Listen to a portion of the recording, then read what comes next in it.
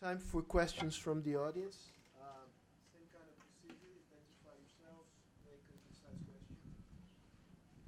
There is one.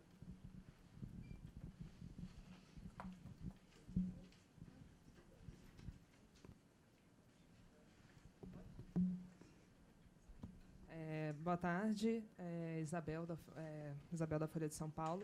Queria perguntar para o embaixador Botafogo sobre a questão do Mercosul ainda. Como ele acha que isolar a Venezuela no Mercosul pode contribuir para a solução da crise lá, né? A gente estava falando da questão do Mercosul em si, mas qual pode ser o impacto de isolar ainda mais a Venezuela no Mercosul para a solução da crise política no país? E se eu não sei se o Jorge também, o Juan, desculpa, isso, se ele também pode falar sobre isso, eu posso responder perguntar em espanhol também. Sim. For those who don't understand Portuguese, she is a journalist from Folha de São Paulo, a well-known newspaper, local newspaper, and she asked Ambassador Botafogo what would be the impact of the decision to suspend Venezuela from Mercosur, the domestic impact in Venezuela, in whether it will help change the government, change the political situation inside Venezuela or not. Let me get other questions and then we come back. Okay. Jorge Castañeda, you don't need to identify yourself. No, solo una pregunta para todos, pero el embajador Botafogo en particular. Los esfuerzos de diversificación a lo largo de los últimos 100 años, prácticamente todos han fracasado. Entonces, la pregunta mía sería, ¿no convendría más buscar la creación de fondos soberanos de conservación de recursos, de años de vacas gordas para los años de vacas flacas, y hacerlo con mucho rigor y con mucha transparencia, en lugar de volver a esfuerzos de diversificación que se han intentado y no prosperaron? One more. Boa tarde a todos. Meu nome é Edmir, sou do Exército Brasileiro. Well, I'll try to ask in English, okay? Okay. Well, thank you for that. Yeah, a long time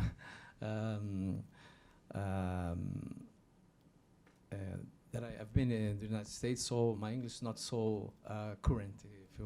If you want to, se você quiser Yeah. falar em português, No, a gente but traduz. I wrote something. You try. Okay? All right, go. Okay, go I'll ahead. try. Well, if we think on the total tax in Brazil, 70% goes to Brasilia, 24% to the states, and only 6% remains with the counties, or the cities. Okay. Ambassador Botafogo, you've mentioned about more education, more health, and I will add more justice and more security. And those activities are charged or are responsibilities for states and cities, governments. Around the world, we may take some examples of developed countries where the counties are strong and their fiscal participation are bigger or is bigger than central ones, governments, such as Swiss, Sweden, Great Britain, etc. Mr. Christian Leffer gave us an advice: revise your fiscal system. We have in Brazil failed states and failed cities. Do you think, Ambassador, that in the future we need to revise our fiscal system, not only thinking about the total of the percentage, but also the distribution among the actors, I mean the three actors, the central government, states, and cities. That's it. Good. Anyone else? One more there. Yo soy Hugo Alaví, de la región del norte de Argentina y sur de Bolivia, el Triángulo del Litio. Mi pregunta va para Juan. ¿Qué opina él sobre el proyecto de la UNASUR que pretende unificar a través de líneas ferroviarias los dos océanos, del Atlántico al Pacífico? Si quiere, es para vos. No, sí, porque Juan, ¿no? One more. Okay, one last question, Felipe.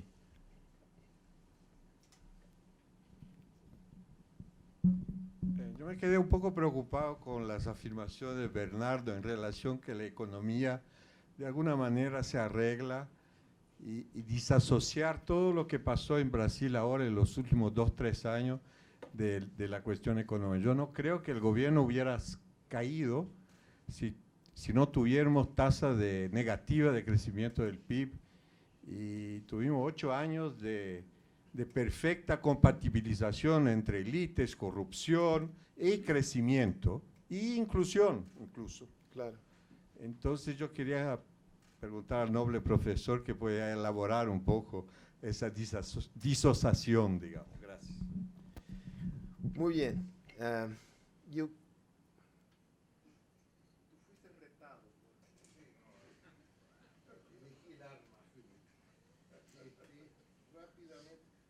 Lo que quiero dejar claro es que la economía puede mejorar, pero la política inclusive puede empeorar. No es una relación necesaria. Bueno, eso lo tenemos. Perú es el ejemplo.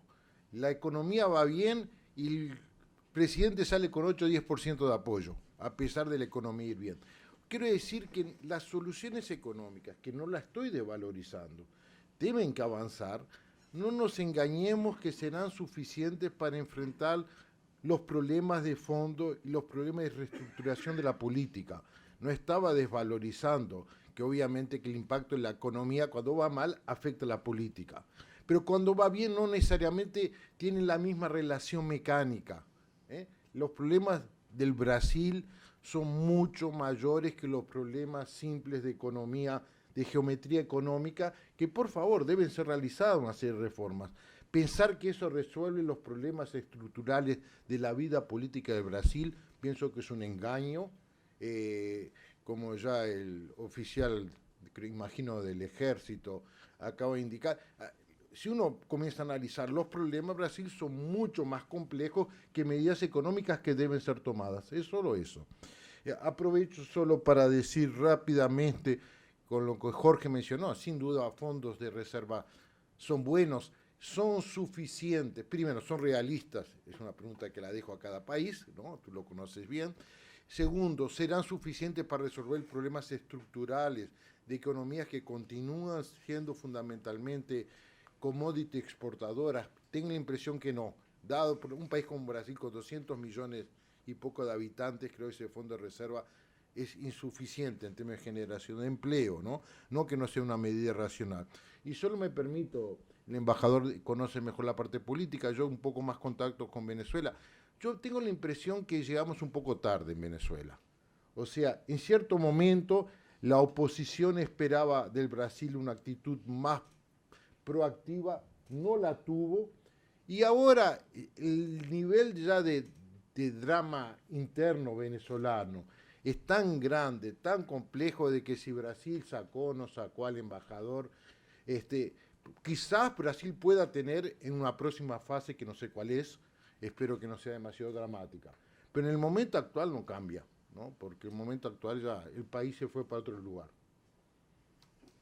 Voy a hacer aquí una cosa un poco heterodoxa, que es meter mi cuchara en la discusión acá, por un poco para vincular el tema político, el tema fiscal y el tema más sociológico, dónde estamos, ¿no? En qué sociedad vivimos, ¿no?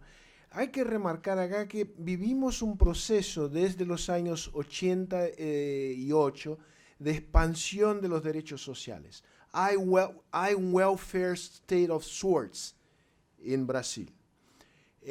Se pudo, a partir de la estabilización de la moneda en mediados de los años 90, sostener este estado con una alza impresionante de tax burden. subimos de como 20, 24% del PBI, subimos más de 10 puntos porcentuales en menos de 20 años. Y con una tendencia simultánea de alza de los gastos públicos, que subieron sin parar por encima del PBI todo el tiempo, ¿no? Esto en el gobierno más reciente, esto se acentuó, ¿no? Con el boom de las commodities tuvimos mucho más ingresos públicos, mucho más expansión de los gastos, ¿no?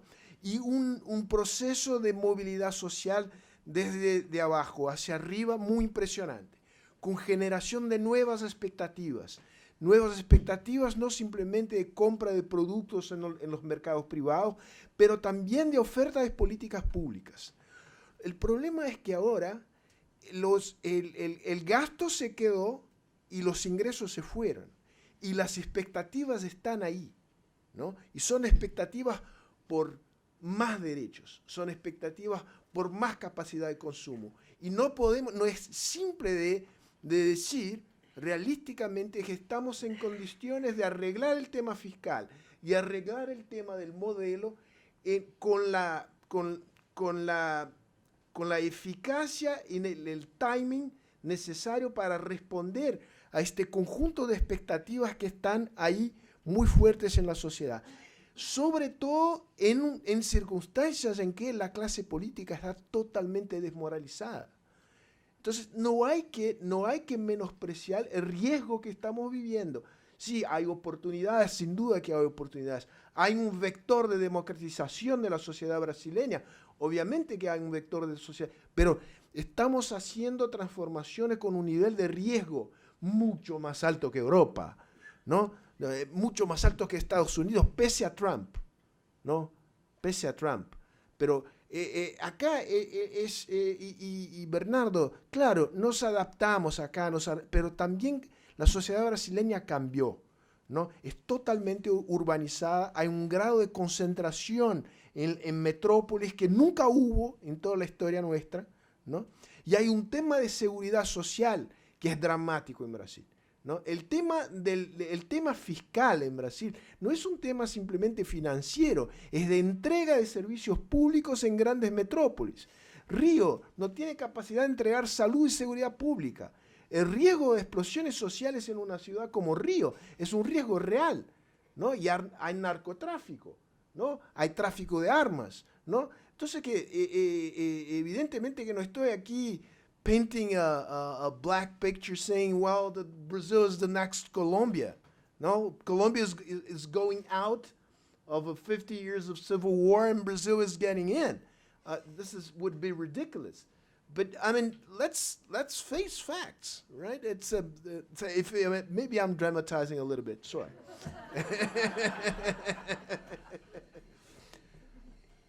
But then Botafogo and Chris.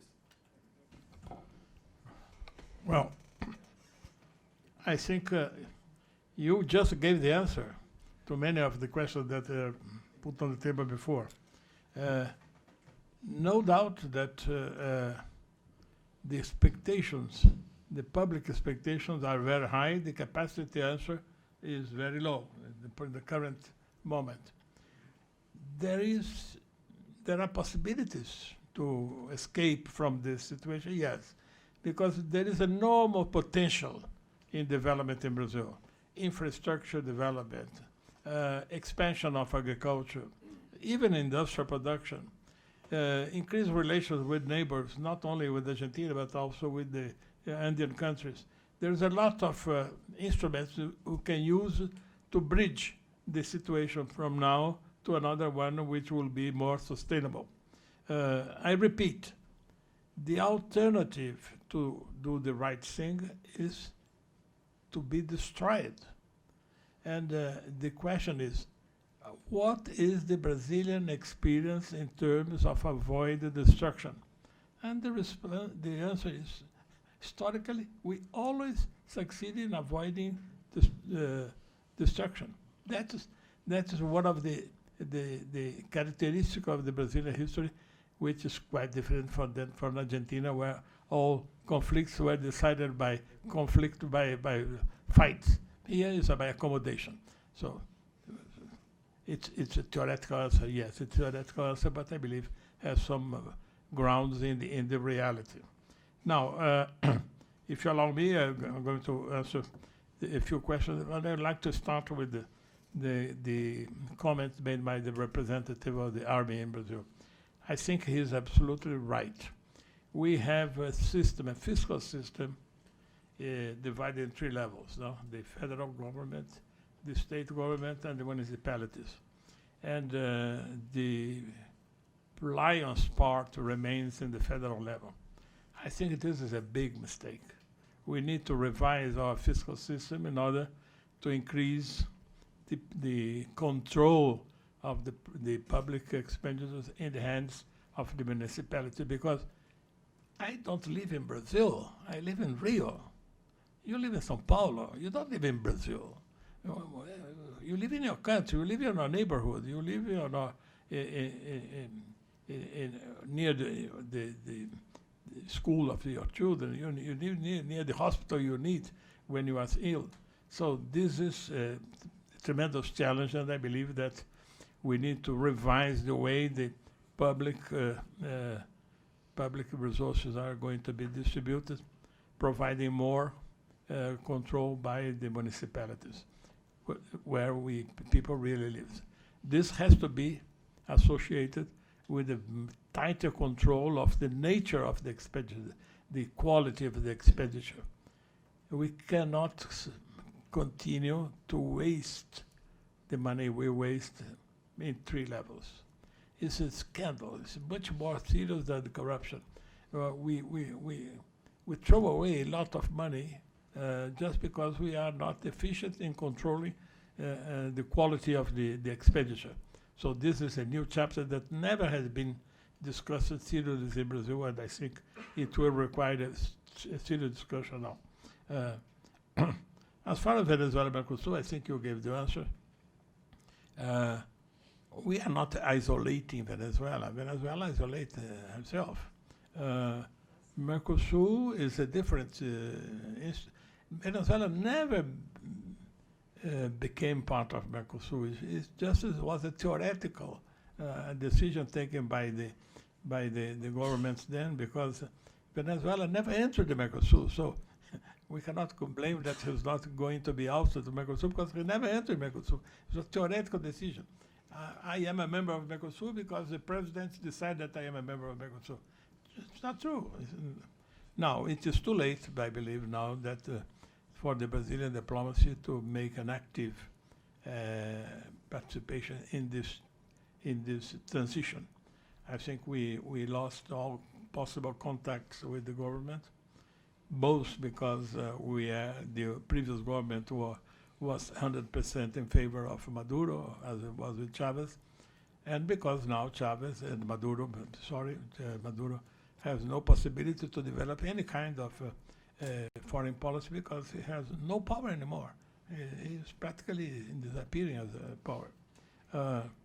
As far as fundos soberanos and this money, I think it's a good idea, but I think that's not the real issue. The real issue is control the quality of the expenditure in Brazil.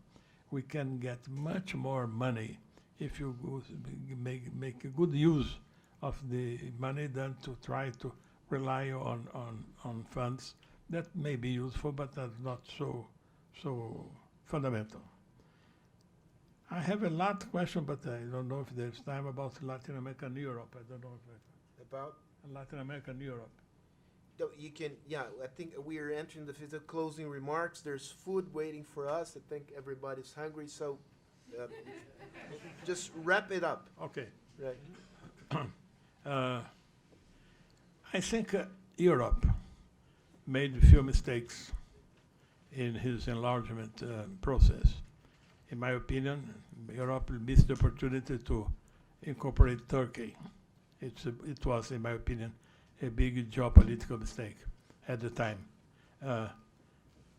Turkey is the only example of a lay state inside the Islamic world.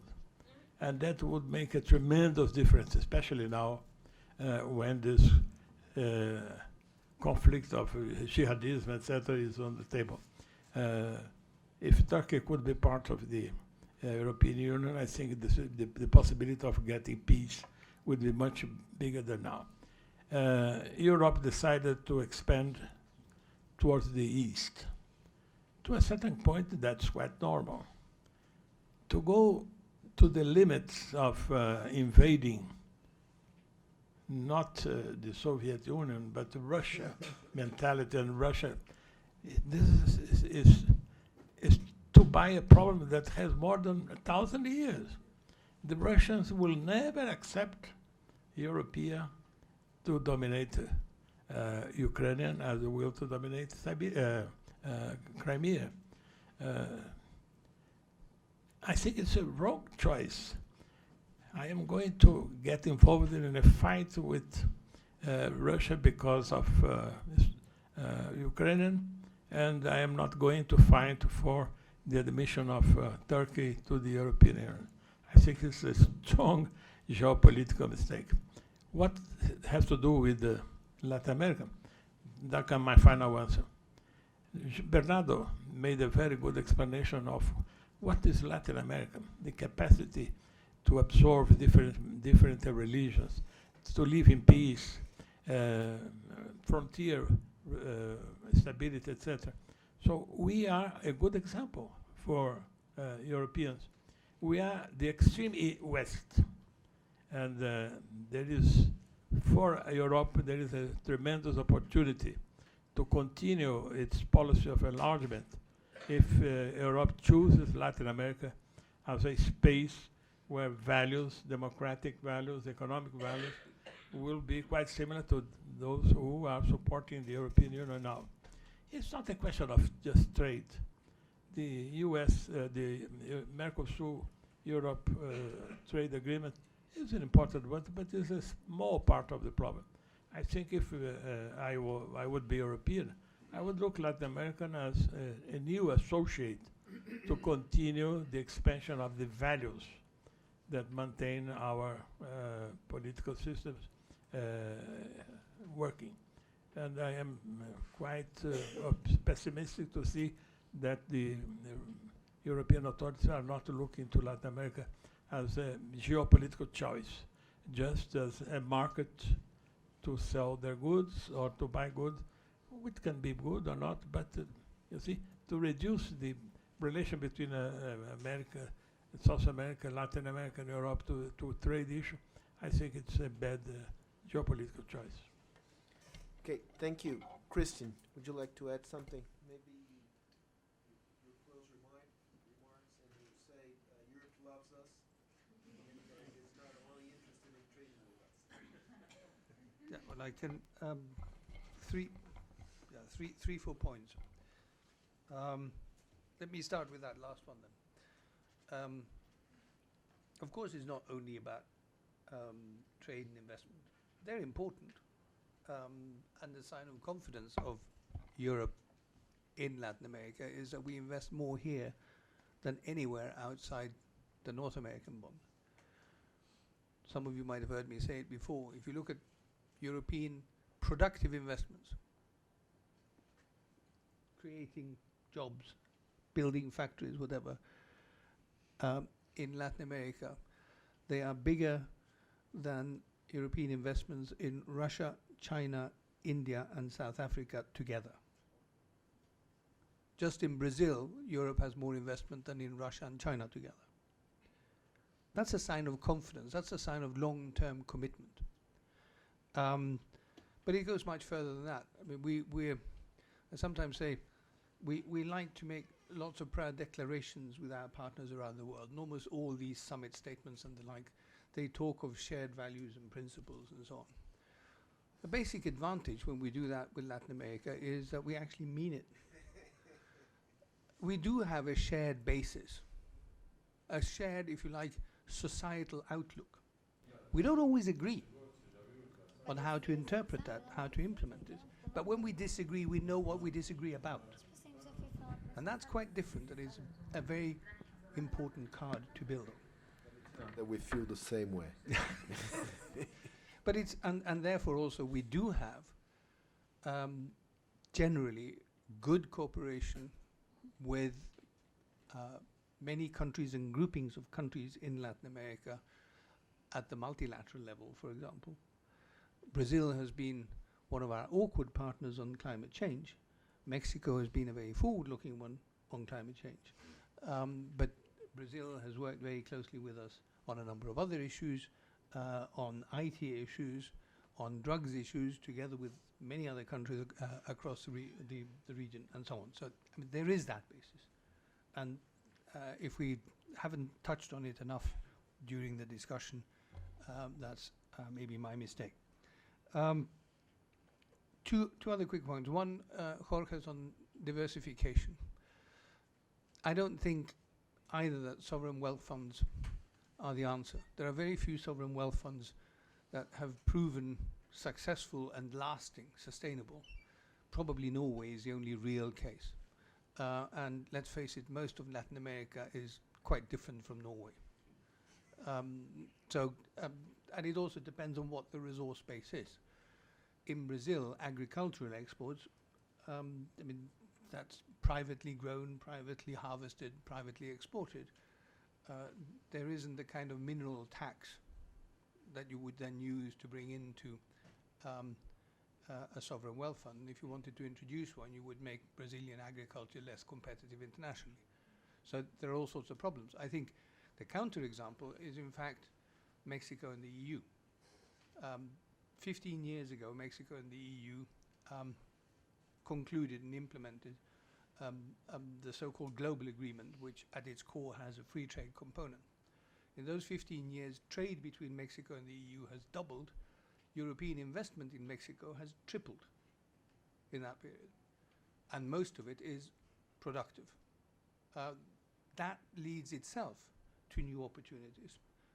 That creates the possibility of diversification and of more sustainable diversification. This is not government forced, it's government facilitated by creating frameworks that allows that process to go forward. That's very much what we hope to do with Mercosur, with Brazil and the other Mercosur partners as well. We hope that it would be the similar kind of facilitating framework, opening new opportunities. Last point, and that's one that you mentioned, or touched on, Sergio, and which we haven't maybe talked enough about. One of the challenges of this region, I agree with what Bernardo said, that on the whole, Latin America hasn't done well and has had sort of, it's not a bad place to be, except in one dimension, violence. There is a persistent and pervasive culture of violence. You are more likely to meet a violent death if you live in Bahia than if you live in Baghdad.